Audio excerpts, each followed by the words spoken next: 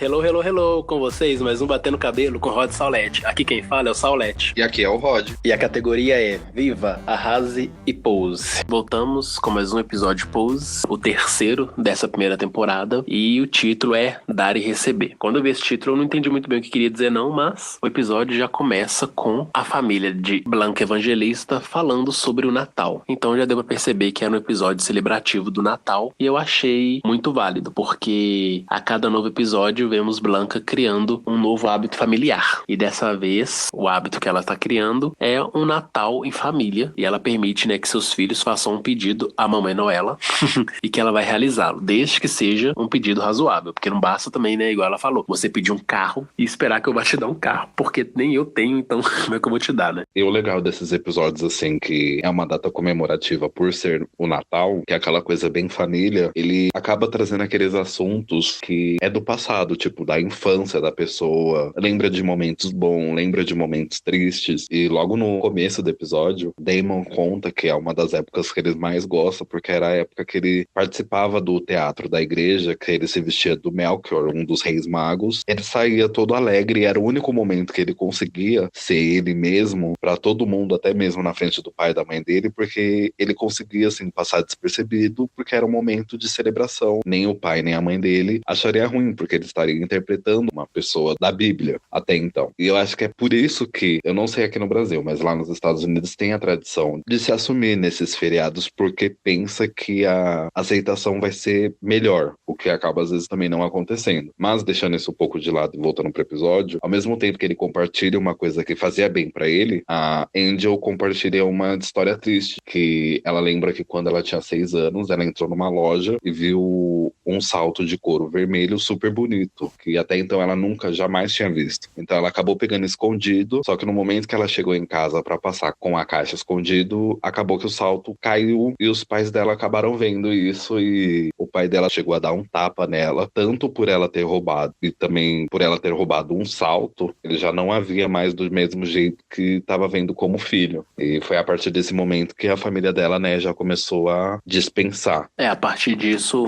a família da Índia começou a tratá-la diferente, e desde então ela não tinha mais uma boa relação com o Natal. Pra ela era tipo indiferente. Parece que ela queria mais que a data passasse logo pra ela não ter que ficar remoendo esses traumas de infância. E aquela velha história, pra poder descontrair um pouco, a gente tem Papi sem noção perguntando se já que a Índia não ia querer um presente, se ele podia ficar com o dela pra ele ganhar 2. É interesseiro, né? Mas que filho que não faz isso, né? Chega pra mãe e fala, já que ele não quer, dá pra mim. E aí uma coisa que eu tenho gostado bastante, assim, de ver, é porque a série, ela tem explorado, com o passar do tempo, essas relações amorosas entre os seus personagens. Eu gostando bastante de ver a relação do Rick com o Damon. Primeiro que não é uma relação mega sexualizada. Enquanto a gente vê outras séries aí que eles apelam muito pra essa questão de atos sexuais, apelam muito pra sedução e tudo mais, a gente vê que é um romance muito bom, muito fofo, muito às vezes até inocente entre Damon e Rick, que vai se construindo conforme o episódio passa. E aí o Rick vai ter, no caso, sua primeira noite no ball, e a gente vê o Damon super empolgado e super apoiando ele pra que ele arrase. E ele acaba arrasando, tanto que ele se torna o vice-campeão no desfile que ele vai fazer. Depois a gente acaba descobrindo que tudo isso não passou também de uma artimanha do Damon com o Rick, para com que o Rick pudesse ser convidado a entrar na casa evangelista e assim tivesse um lar para poder morar, porque até então Rick continuava vivendo na rua. É muito bacana ver que a Blanca, ela é enfática, ok, você pode entrar na minha casa, mas primeiro que vai ser como um teste, e segundo que vai ser sua obrigação manter o Damon nos estudos. Ou seja, a Blanca tá preocupada com a formação de sua família, então ela não quer saber também de que seus filhos, a partir do momento que estão aí namorando, fiquem o tempo todo no quarto, de portas fechadas, gastando suas energias um com o outro, do que saindo do foco principal, que é a formação acadêmica, que seja, ou formação artística de seus filhos, que ela quer realmente um futuro decente pra eles, que vá além da realidade dos balls. Esse é o momento que também mostra mais o lado mãe dela na série. Saindo um pouco dessa cena, que é o que também vai tratar no episódio, mostra já o primeiro encontro, assim, de personagens que não se conhecem, que no caso seria o Pray Tell e a professora Helena, a professora de dança do Damon, que eles vão no hospital visitar, no caso do Pray Tell, visitar o cara que ele tava ficando, e da Helena ela vai visitar um aluno dela de dança, que ambos eles foram diagnosticados diagnosticados com HIV. E essa daí também é uma cena interessante, que se você analisar bem, quando é um turno da enfermeira que eles mencionam no episódio, a enfermeira ela não chega nem a entrar no quarto, porque ela tem medo de pegar o vírus, porque até então naquela época ninguém sabia como que se pegava HIV. E eles colocavam as pessoas em quarentena, então era assim, deixava a pessoa lá, se ela não melhorar, paciência, vai morrer. Ninguém não tinha conhecimento, tanto que eu não sei se foi na mesma época ou se foi um pouco antes, chegaram a falar que até era um câncer, o HIV. O problema é que o HIV no início, além dele ter devastado, né, muitas vidas, dele ter sido bem destruidor mesmo, nesse sentido de ter matado milhares de homens gays, em sua maioria, ele também era uma doença muito desconhecida. Então as pessoas sabiam que tinha a ver com relação sexual, mas achavam que além da relação sexual havia outras formas de transmissão. E uma delas era o contato físico. Só de você encostar na pessoa você já pega o vírus. Só de você respirar o mesmo ar você já pega o vírus. Então isso fez com que os pacientes que estavam convalescendo com a doença acabassem sofrendo muito estigma e muito descaso mesmo, né? Inclusive de profissionais da saúde. Então eles eram largados em alas de hospitais para deixar a morte chegar mesmo. Eram largados lá e que morressem. E aí, nesse momento, a gente que viu o Preitel até então como o bastião máximo dos Balls, aquela figura imponente, a gente vê sua vulnerabilidade, não só dele, como da Helena Sam Rogers, né? Porque são dois personagens poderosíssimos na série, assim, que mostram todo esse poder, toda essa opulência que chega ali, nesse momento, que estão vendo seus entes queridos definhando por conta do HIV, e eles sucumbem, né? E choram e sofrem. Foi algo que mexeu muito comigo, porque é tipo, sei lá, você vê seu pai e sua mãe chorando, pessoas que você tem como referência de poder,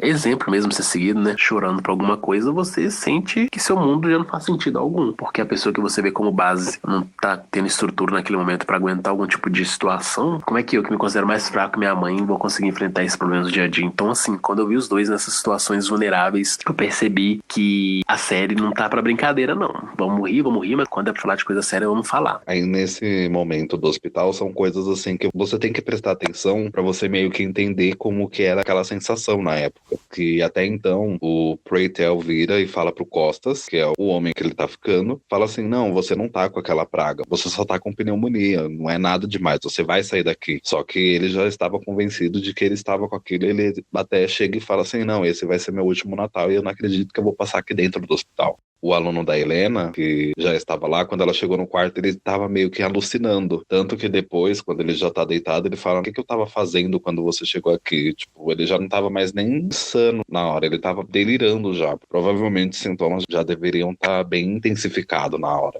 E é tenso assistir tudo isso porque a gente tá vendo a pessoa definhar diante dos nossos olhos. E a gente quer ajudar, a gente quer poder falar com ela, não, vai dar tudo certo, só você tomar os remédios corretos que vai melhorar. Só que não, a gente tá pensando aqui com a cabeça de 2018, mas numa realidade de 1980 alguma coisa. Ali não tinha os remédios que manteriam essas pessoas vivas e saudáveis. Ali o que tinha era uma sociedade que ainda acreditava que HIV era uma forma de justiça divina para punir as pessoas homossexuais por levarem uma vida que a igreja condena. Então, para eles, nada mais justo do que a sociedade nos eliminar para eles voltarem a viver entre os seus. E depois de ver a relação da Helena com esse seu aluno que tá lá em estado terminal no hospital, dá para perceber por que ela acabou se identificando com o Damon e aceitando ele na escola. Porque, ok, né, Damon não tem HIV, a questão não é essa. Mas porque esse aluno dela também era tão talentoso quanto o Damon aparenta ser. E talvez seja a esperança dela de fazer com que o Damon tenha uma vida diferente e especialmente saudável e que ele possa viver e levar esse seu legado de dança em diante. E aí, uma coisa que foi apontada no início do episódio assim, que o Preitel disse, né, que o grande evento do ano ia rolar, que era o baile de Natal, o baile de inverno. E aí, todos na casa evangelista ficam mega empolgados e, obviamente, o coreógrafo do desfile deles é ninguém mais, ninguém menos que o próprio Damon. E o Damon fica tão envolvido com isso que acaba esquecendo o horário da aula e chega atrasado na escola de dança. E aí vem toda uma tempestade, porque a hora que ele chega atrasado, ele já vai direto pro ensaio e a Helena não aceita. E dá pra perceber que toda a frustração que ela tem, toda a raiva que ela acaba despejando no Damon, não é pro Damon. Toda essa raiva que ela tá ali descontando nele de forma que ele não merecia, é a decepção dela com o sistema mesmo, com a sociedade, com o fato de seu aluno querido tá lá definhando na cama de hospital, porque mais cedo, nesse mesmo dia, ela havia recebido a notícia de que ele havia falecido. Pelo menos é o que ficou subentendido, né? Ela recebe essa ligação falando que seu aluno que ela havia visitado no dia anterior morreu, e o atraso do Damon simplesmente foi uma boa desculpa para ela poder despejar toda essa sua frustração no momento. E eu ficava tipo, coitado, o Damon não merece ouvir isso, mas coitada, ela tem que dar um vazão a esses sentimentos que estão a consumindo. É muito pesado, né? Nossa, muito triste. Aí você não sabe de quem lado fica, de quem você consola primeiro. Certo que ela, assim, até tenta se explicar, porque ela fala que o método de ensino dela, ela dá um estímulo, que foi levar ele no balé, mas também tem um método que ela faz os alunos passar vergonha, que é, no caso, o que ela tava fazendo agora. Só que é bem nítido que ela tá mega frustrada com isso, por causa do outro aluno que ela também tinha, que era um excelente aluno, que acabou pegando o HIV e falecendo nesse episódio. E acaba que o Damon, que vira, né, o bode expiatório dela e recebe toda essa pancada, que na verdade não era pra ele. Não tudo que ela falou, mas que acabou sendo porque era o que ela precisava naquele momento extravasar. E enquanto isso, a gente tem, por outro lado, Angel e Stan vivendo o sonho americano dos dois. Eles super felizes, sorridentes na casa da Angel, se amando e finalmente transando, né? Porque até então, todos os encontros da Angel com o Stan rolavam no máximo beijo. Mas finalmente, nessa nova casa, nessa nova realidade, os dois acabam transando e parece que isso deixa ambos mais unidos. Aí nesse momento que tá tendo essa relação entre a Angel e o Stan, conversa com ele falando assim, que na noite de Natal ele pode até ficar com a família dele, mas que pelo menos passasse pelo menos uma hora com ela lá pra tomar uma gemada com ela, pelo menos pra ter a companhia dele lá. Aí ao mesmo tempo que tem esse contraste dele com ela, corta também pra uma cena dele no trabalho, que a gente já vê aquele chefe dele insuportável, sendo machista novamente, conversando com uma das funcionárias e até assediando a funcionária, que ele já tá comentando com ela, tipo, se eu olhar pra uma mulher eu já sei até o tipo de depilação que ela faz. Isso é o que acontece muito ainda hoje em dia. Um funcionário fica assediando o outro verbalmente ou até fisicamente.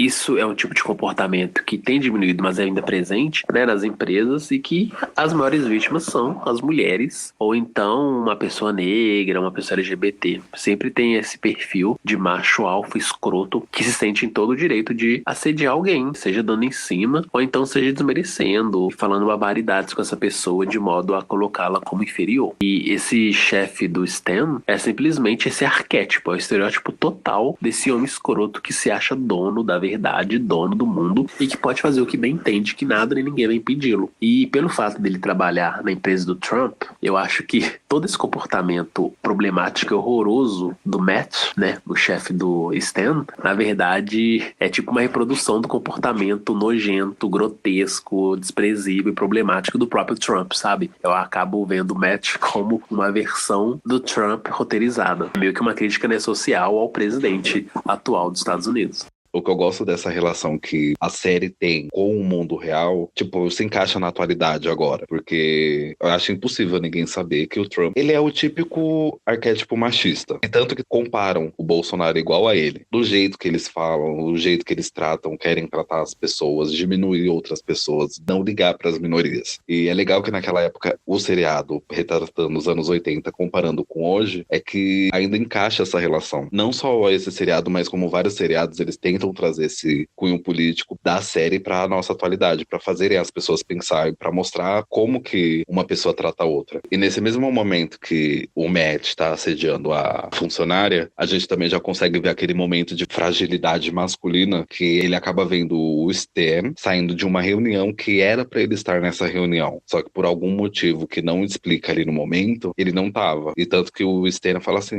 você teve a oportunidade de ficar nessa reunião, só que você não tava. E acaba explicando que ele deu uma ideia de que toda produtora que fizer algo filmado com uma propriedade do Trump tivesse meio que uma participação nesse documentário, série, que fosse fazer do Trump, mesmo que se fosse para aparecer assim, uma coisa bem sucinta. E isso meio que mexeu com ele, tipo, então você tá jogando assim agora comigo, eu te dei a oportunidade e você já tá querendo puxar meu tapete. Só que lembra do episódio anterior que o Stan já tinha pedido um aumento, explicou que era por causa de uma outra mulher? Aí que a trama já começa meio que desenrolar e a gente vai entendendo como que ele vai conseguir usar isso contra o Stan.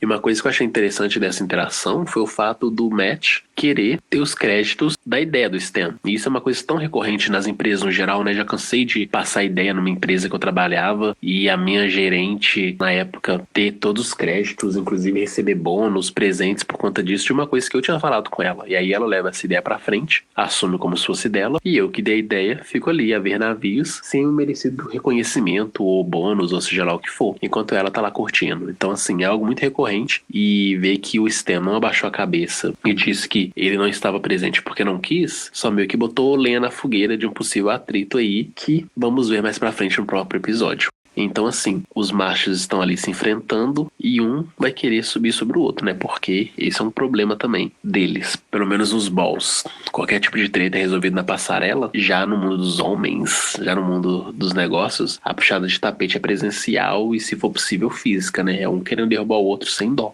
Mas, como Pose também tem muita coisa acontecendo ao mesmo tempo, a gente acaba vendo, por outro lado, Elektra indo em um centro urologista a fim de saber mais sobre a cirurgia de redesignação sexual. E achei muito bacana também trazer esse assunto, porque já dá pra saber que isso de você operar para poder mudar a sua genitália é algo que já existia nos anos 80, que foi abandonado devido ao surto da HIV, mas que acabou voltando. E que é algo que a Elektra sempre quis e ela foi lembrada para poder tentar novamente. E é bacana ver que é um sonho dela e que, por mais fantástica e maravilhosa que ela aparenta ser, ela realizando esse sonho vai fazer com que ela se sinta 100% satisfeita consigo. Porque é aquilo, né? O discurso dela de que ela é deusa maravilhosa, lenda, é uma coisa, mas a prática diária é outra realidade. Ela consigo mesma, olhando seu corpo nu, vendo aquilo que não a deixa satisfeita, mexe com ela de outra forma. Também nesse mesmo momento que ela tá falando sobre a cirurgia, a médica explica, falando que esse procedimento que eles vão fazer, tem que fazer até por debaixo dos panos para ninguém acabar descobrindo, porque até então era proibido. Quer dizer, passa no episódio que até então era proibido fazer esse tipo de cirurgia. É, né? Se a gente for pensar que era tudo novidade e possivelmente não tinha tantos estudos na área, porque até então homossexualidade e transgênero eram considerados doenças pela OMC. Então, se é uma doença, você vai tratar a pessoa, né? Vai tentar uma cura, em vez de pensar numa solução de tratamento que faça com que a pessoa se aceite mais, se aceite melhor. Então, certamente é entendível porque uma cirurgia desse porte é algo proibido, e aí cada um tem que correr atrás de uma forma com que realize esse desejo, mas que seja também algo, igual você falou, debaixo dos panos, porque se for algo em que as autoridades acabem descobrindo sobre, a coisa pode complicar bastante para os envolvidos, seja paciente, seja médico, equipe de enfermagem.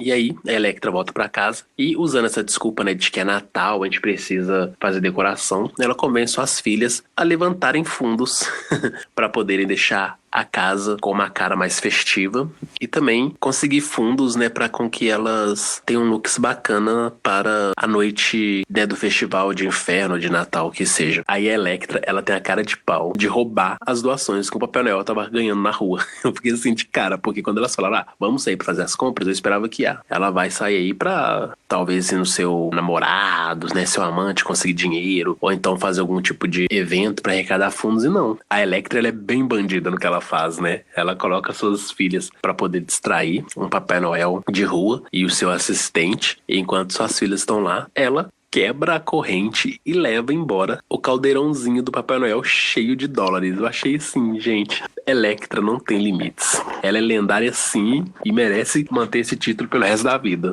Saindo um pouco desse momento da Elektra, a gente vê que a Helena, professora do Damon, acabou chamando a mãe dele, Blanca, para conversar sobre o ocorrido, que ele acabou chegando atrasado. E nessa conversa, a Blanca, ela acaba explicando para a professora o que ele passou, como que é a comunidade LGBT, como eles são meio que deixados de lado, esquecidos pela sociedade branca hétero. Ela acaba soltando que ele tinha se atrasado porque estava ensinando os irmãos a dançar para se preparar para o baile que ia ter. E nesse momento a professora, ela fica indignada, falando assim, como assim baile? Agora os sonhos dele foi reduzido para uma apresentação em baile, dando a ideia de, tipo, ele não vai querer dançar profissionalmente, só vai querer ficar em um baile. A Blanca, no caso, ela explica e dá detalhes de como que eles fazem para ser aceitos nessa sociedade que é dominada pelos brancos héteros cis. O que eu achei bacana dessa interação da Blanca com a Helena foi que a Blanca, ela não mede palavras, né? Tipo, ela tá ali pra confrontar e confronta mesmo. Ela perguntou pra Helena se ela tava desprezando os seus bailes, porque ela, né, com todo o seu dinheiro, com todos os seus ornamentos caros, sua prata lavada e tal, enfim, deu pra ver que a Blanca meio que apontou pra Helena os seus privilégios e a confrontou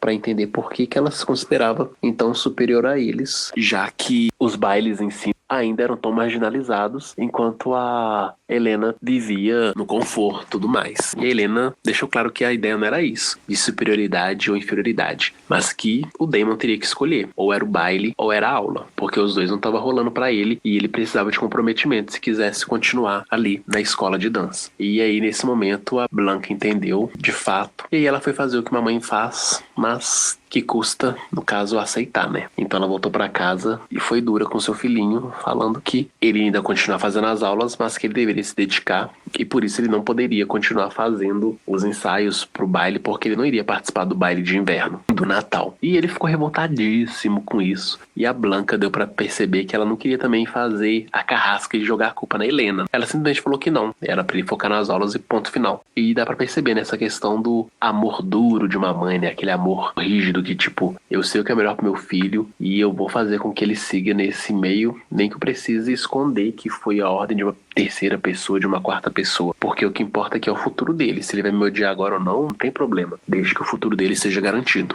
Sim, e a Blanca, ela interpreta esse papel de mãe muito bem, porque é o que realmente uma mãe que se preocupa com o filho, ela vai fazer. Fala, ó, como você está sendo prejudicado por certa coisa, eu não vou deixar você ficar fazendo essa coisa enquanto você não melhorar nos seus estudos. E é uma coisa assim que, pelo menos no meu dia a dia, o que eu convivo é o que está faltando bastante para alguns jovens de hoje em dia. A maioria das pessoas que eu vejo, assim, pelo menos aqui em São Paulo, que eu vejo na rua, são, tipo, crianças pequenas de 12, 13 anos na rua, ao invés de estar, sabe, em casa, ou então na escola estudando, ou a mãe se preocupando. Às vezes as crianças estão na rua, o pai e a mãe nem sabem onde as crianças estão. Aí sai pra procurar, você viu fulano, você viu ciclano, e acaba descobrindo que a criança tá na rua brincando com outros meninos, ao invés de estar em casa, tipo, nem liga. Aí também às vezes esquece, não que esquece, mas não leva pra escola, essas coisas, isso que tá faltando hoje em dia. E também a série quer mostrar isso pra falar assim, não é por falta de pai ou mãe, educação, que uma pessoa vai ficar desse jeito, sabe? A questão é que não basta você jogar um filho no mundo e deixar com que ele se vire sozinho, né, pra poder conquistar as coisas e sobreviver. Você tem que dar o direcionamento aí até onde sua força aguentar, até onde o seu filho topar, porque educar, criar é difícil. E o bacana de ver Blanca com sua casa é a gente poder também perceber como educar, como criar alguém é difícil, especialmente se esse alguém é uma pessoa LGBT e tem um monte de oportunidades negadas. Como o Damon tem essa oportunidade de ouro de virar um dançarino profissional e poder se apresentar mundo afora, nada mais justo do que ele se empenhar e estudar muito para aquilo. Então por isso que Blanca é severa na cobrança com o Damon e eu acho assim super justo. Faça isso mesmo, porque no futuro ele vai reconhecer isso.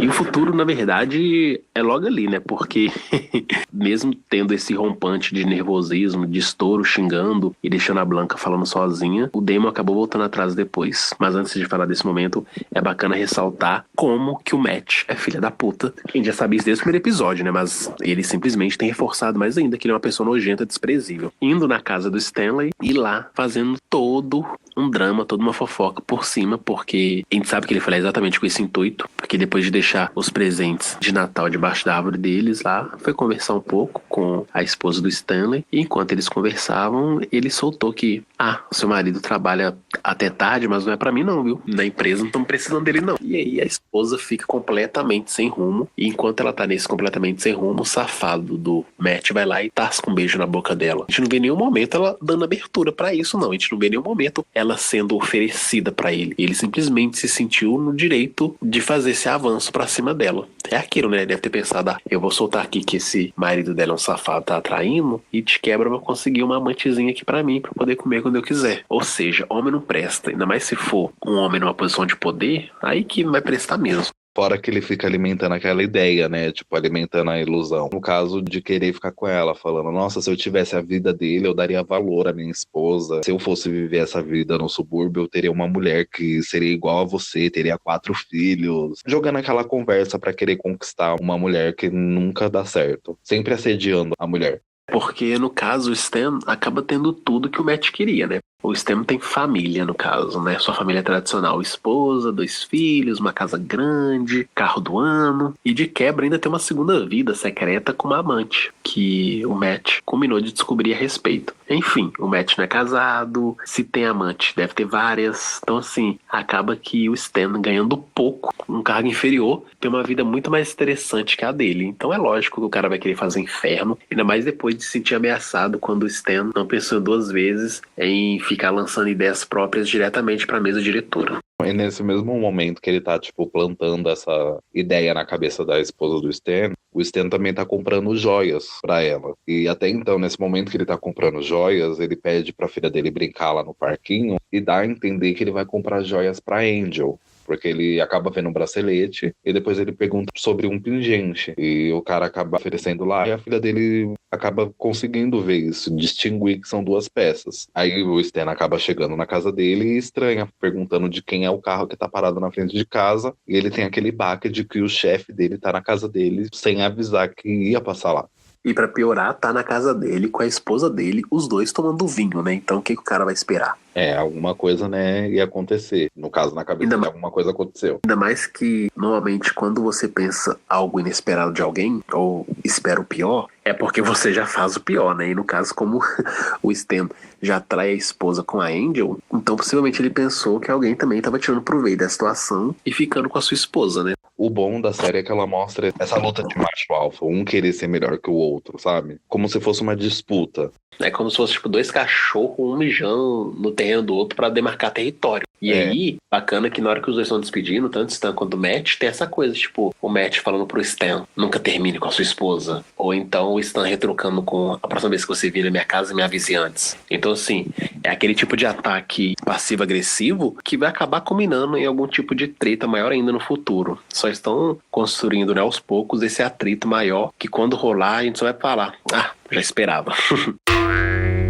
E aí, como a gente tá falando do Stan, a gente já vai, né, pro baile de Natal. E assim, como foi mega anunciado esse baile de Natal, eu esperava que fosse, sei lá, o resto do episódio baseado no baile. Só que assim, foi muito rápido, nem parece que teve bolo de baile de nada. Só mostrou a maravilhosa da Angel vencendo a categoria Rainha Gelada. E ela tava maravilhosa, como sempre. E aí, por fim, mostra a Blanca, né, voltando pra sua casa e encontrando o Damon arrasadíssimo na sala, toda escura, somente iluminada pelas luzes da árvore de Natal. E ela pediu perdão, né, falando que eles foram runner-ups, ou seja, né, foram vice-campeões da noite, e que se o Damon tivesse ido, eles teriam arrasado. E nisso o Damon acaba agradecendo e reconhece pra Blanca que era preciso mesmo dele se afastar para poder focar nas aulas, porque ele precisava realmente se desenvolver melhor. Porque embora ele tenha talento, não adianta nada ter talento se você não tem disciplina para poder fazer as aulas, para poder evoluir e melhorar esse talento. E uma coisa que eu gosto muito de ver nos bate-papos da Blanca com o Damon é que eles sempre relembram, né, suas histórias de vida e no fim mostram que eles são muito unidos e eles querem muito o bem um do outro e que por mais que seja complicado pra eles, a realidade que eles vivem, eles estão ali pra se apoiar. Nossa, eu adoro muito ver Blanca e Damon viver nesses momentos intimistas, porque se a gente for olhar, o Damon é o primeiro filho da Blanca, né? Foi a primeira pessoa que aceitou ir morar na sua casa. Depois vieram os agregados, né? Depois vieram a Angel, o Lil Papi e por fim o Rick. Mas até então o primeiro filho da Blanca é o Damon. Eu acho que é por isso que os dois são muito unidos e por isso que às vezes parece que o Damon é o favorito da Blanca, né? Não sei se você tem essa impressão, eu tenho super. Não, sim, eu também tenho essa impressão. E aí, passado esse drama, né, da noite do baile, que o Damon acabou não indo, a gente já chega na manhã de Natal. E a manhã de Natal começa até bem, né, com o Rick presenteando o Damon. E é bacana que o Rick faz lá, né, os seus corre pra poder dar um presente bacana pro Damon. E ele dá um Walkman. Eu achei muito fofo, porque o Walkman, anos 80, era um artigo de luxo, né? Era tipo um iPod no início dos anos 2000. Eu acho que assim, pra quem é da época dos anos 90, o Walkman é o mesmo que aquele Discman. Você tinha que colocar o CD pra ficar tocando, lembra? Portátil. Nossa, eu já tive os dois. Eu tive tanto o Walkman que eu adorava e também já tive o meu Discman. Pra quem teve Walkman, ficava no rádio esperando passar a música, gravando tudo na fita pra depois ficar colocando no Walkman. Eu era dessa época. Ai, ai, uma época mais simples, mas tão boa. Na verdade, não existia internet. Mas, se for pensar assim pelo lado da praticidade, não quero voltar, não. Tá muito bom baixar meus MP3, ouvir meus treinos no YouTube, porque esse negócio de gravar fita era meio tenebroso. Porque, nossa, você tinha que gravar. Aí, normalmente, você tava distraído, aí a música começava e, tipo, você gravava a música faltando um pedaço. Ou então, você gravava tanto numa fita que a fita desgastava. Ai, nossa, tenebrosíssimo. Mas era uma época boa, divertida. E, como eu disse, uma época mais simples. Tanto que nessa época a gente queria, assim, quebrar o Walkman quando tava tocando a fita e a fita acabava prendendo nas engrenagens e acabava puxando a fita inteira, tendo que depois arrumar e outras nem dava pra arrumar. Tipo, acabando estourando aquele fio da fita. Era uma época muito boa, mas que a gente não queria que voltasse, né? Além disso, quando a gente tinha que rebobinar alguma fita, né? Não sei se fala rebobinar pra fita cassete, mas enfim, eu vou falar. Então, quando a gente tinha que rebobinar uma fita cassete e às vezes tinha alguma fita já rolando no som, a gente tinha que colocar uma caneta na fita e ficar rodando a fita no ar, uma caneta Bic. Gente, era terrível, mas que saudade. Nossa, saudade demais. Mas tem tempo isso, não tem mais. Nossa, que isso, tem muito tempo. Não vou nem ousar falar quantidade não, pra não entregar na minha idade já, né? Mas enfim, tem muito tempo. E aí, em contrapartida, né? Enquanto o Damon ganhou um Walkman, o Rick ganhou outro presente, que foi a virgindade do Damon. Eu achei bem bacaninha, achei assim, achei até fofo, tal, tipo, foi especial, né? Foi no Natal e o Damon tava se sentindo preparado e deu, literalmente, pro Rick. E foram felizes. Mas enquanto a gente via alegria e prazer na casa evangelista, já na casa dos Bowles, né? Na casa do Stanley, a gente viu o quê? Barraco, briga. Porque a esposa do Stanley se deixou contaminar pelas palavras venenosas do patrão, do Matt. E ela confrontou o Stanley mesmo, falando que ela o traía, porque já que ele ficava a noite inteira fora, sendo que não precisava dele fazer hora extra, porque o Matt não tinha pedido nenhuma hora extra pra ele, desde que ele começou a trabalhar lá. E aí o Stan tentou, né, contornar a situação, falando que não, você tá louca, eu tenho 10 patrões. Eu nunca trabalhei pro Matt após o expediente, mas eu trabalhei pros outros. Essa é a vida. A gente deduz que uma pessoa que já está um cargo acima, para ela se safar de certas traições, ela acaba inventando essas histórias que, de certa forma, é verdadeira, porque quem é superior acaba tendo que ficar um pouco mais tarde no trabalho, mas só que também não tão exagerado assim. E nesse momento também, eu não sei se você conseguiu captar pelo episódio, tava o Stan e os dois filhos jogando o jogo da vida e a sogra dele lá no sofá bebendo os bons drinks dela e só vendo a cena toda. E eu não sei se você captou, mas só que esse jogo da vida é meio que, de certa forma, assim, preconceituoso, digamos, porque ele tava explicando de uma forma que, assim, você consegue adquirir propriedades, mas só que você tem que ter uma família, você tem que ter um filho para você ser feliz e ganhar o jogo. Eu não sei se você conseguiu captar essa coisa, assim, de, tipo, a família ideal, sabe? Essa imagem da família ideal, da família perfeita, é construída desde o primeiro episódio, com o Stan começando a trabalhar na empresa do Trump lá. Então, embora eu não tenha captado isso que você comentou, eu acho super assim compreensível. Enquanto o Stan leva essa vida dele com sua família tradicional, ele vai conquistar o mundo, mas em contrapartida ele não pode jamais assumir sua mulher trans. Mas o que eu quero dizer, assim, é que meio que foi uma crítica em cima do jogo, sabe? Crítica em relação ao jogo, que o jogo já é um jogo bem antigo. E até hoje todo mundo cultiva desse mesmo jogo. Todo mundo ainda joga esse jogo desse jeito, sabe? Eu entendi o que você falou, mas é a nossa realidade, né? Tipo, se a gente vive numa sociedade preconceituosa, racista, machista, LGBTfóbica, é porque todos os elementos que compõem a sociedade acabam sendo dessa forma, machista, racista, LGBTfóbico. Então, um jogo também não seria diferente, né? Se a nossa própria língua é cheia de preconceito, um jogo vai simplesmente acabar reproduzindo esses comportamentos sociais ditos aceitáveis, ideais, né? Então, mas eu acho que perceber tem que ser alguém que já tá bem assim, familiarizado com as críticas do geral que se faz essa sociedade cis heteronormativa, porque normalmente as pessoas assistem e não absorvem tudo isso. Por isso que eu até comentei anteriormente, nesse podcast e em algum outro, que eu tô doido depois que terminar de ver a temporada pela primeira vez, eu quero revê-la pela segunda, para poder catar essas nuances que eu acabei perdendo, às vezes por falta de atenção, até mesmo por falta de algum conhecimento prévio, né, que me ajudasse a entender melhor a crítica que o autor resolveu fazer ali. Acho que assim, sempre a primeira vez que você assiste uma coisa, você não consegue absorver tudo que tá passando. Aí depois que você assiste de novo, você consegue ver outros pontos que passou despercebido. E também, assim, cortes de cenas que, entre aspas, não fazem sentido. E aí, o Stan, então, resolve passar seu dia feliz com a sua família e até mesmo para poder acalmar sua esposa, ele dá as duas joias para ela, tanto o bracelete quanto o colar, que a gente achou até então que seria um presente pra Angel. A própria Angel, coitadinha, tá lá na sua casa preparando um banquete para poder receber o seu namoradinho. E ela não é contemplada. E a coitada acaba ficando sozinha. E no ato de fúria ela joga toda a comida fora. É uma situação muito delicada, né? Porque eu não sei você, mas eu tipo fico assim, coitada da Angel. Ela merece coisa melhor. Mas também é o cara que a trata bem. É o cara que a respeita. Que aparentemente parece que gosta dela. E o que eles comentam é esse tipo de tratamento, esse tipo de realidade não é comum. Não é o corriqueiro que elas podem sonhar em ter. Porque foi uma coisa que a própria Blanca falou com a Angel no primeiro episódio. Porque a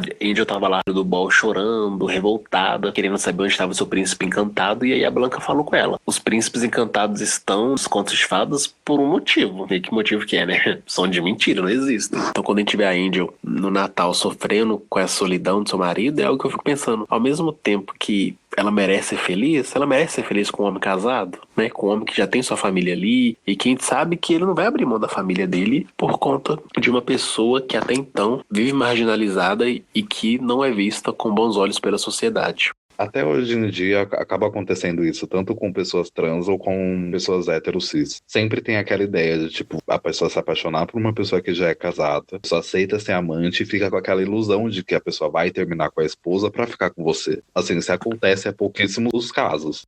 Normalmente o que acontece é a pessoa traída da relação, seja homem ou mulher, ou ela larga. E aí a pessoa que cometeu a traição acaba ficando com ninguém. Ou então ela perdoa. E aí a amante ou o amante acabam tendo que desaparecer das vidas, né? É foda, tipo, saber pra que lado pende a minha opinião. Apoio o amor que a Angel tá vivendo ou vou a favor desse amor tradicional que já existia? Se é que a gente também tem que assumir algum tipo de decisão, algum tipo de postura, né? Deixa eles se entenderem lá. Mas nessa questão de querer ficar escolhendo um lado, assim, vai de cada um. Eu, por exemplo, não aconselharia ela continuar ficando com essa pessoa. Mas aí é anos 80, né, Rô? A própria Angel agradeceu por esse contrato de um ano onde ela tá morando, porque pelo menos é uma garantia que ela vai ficar viva por mais um ano. A Angel não sabe como que seria a vida dela se ela não tivesse conseguido esse arranjo com ele. Em contrapartida, hoje em dia, talvez não seja tão difícil assim para ela encontrar um amor e ser assumida por ele. Então é complicado. Pra gente é até tranquilo tentar entender que é mais fácil seguir uma vida do que outra, mas pra quem vive de fato é complicado, né? E por fim a gente volta pra casa dos evangelistas e aí a Angel, toda revoltada, toda chorosa, aparece lá na casa e enquanto Blanca tenta consolá-la dizendo que não vale a pena ela sofrer por esse homem branco, o pior acontece e o peru de Natal delas acaba pegando fogo e queima. E qual que é a solução? Jogar pela janela, porque vai ficar aquele trem fedendo, queimado dentro de casa, não dá, né?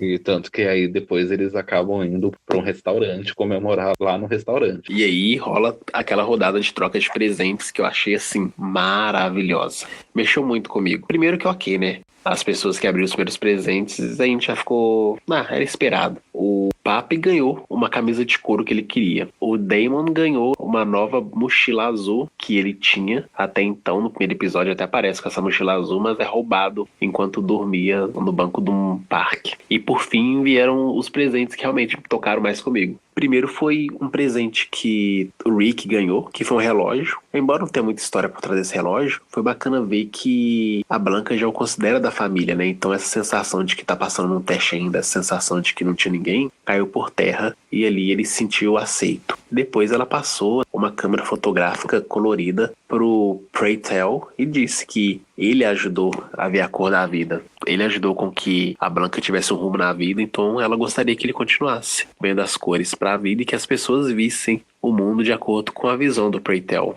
Então seria bacana ele fazer esses registros. Isso me faz pensar muito assim, por exemplo, como as coisas nos Estados Unidos são muito mais fáceis, né? Porque eu lembro aqui, por exemplo, comprar uma câmera fotográfica nos anos 90 era uma dificuldade, uma coisa cara. Era meio que um artigo de luxo, né? Não era toda a família que podia se dar essa chance, oportunidade de ter uma câmera fotográfica. Fora depois a revelação, né? Aí você chega e vê que o presente da Blanca pro Preytel era uma câmera fotográfica que parece, tipo assim, uma embalagem de pilha, né? Carregável. Que aí, tipo, você vai numa loja de conveniência, compra uma câmera que é descartável e tá todo mundo feliz, sorridente. É muito diferente nessa realidade de consumismo e acaba que esse consumismo exagerado desenvolve também muita coisa lá de forma mais prática pra sociedade deles. Eu não sei naquela época, né? Mas hoje em dia é muito mais fácil. No caso, você ficar nos Estados Unidos, você receber um salário lá para comprar uma coisa lá com um salário mínimo, do que você ficar aqui com um salário mínimo e não conseguir comprar nada, porque a realidade lá é diferente. Aqui o nosso dinheiro não é valorizado igual lá. Eu mesmo, sem ser irmão, sem nada, eu nunca tive câmera. E eu fui ter coisa assim depois de grande. É caro. A única pessoa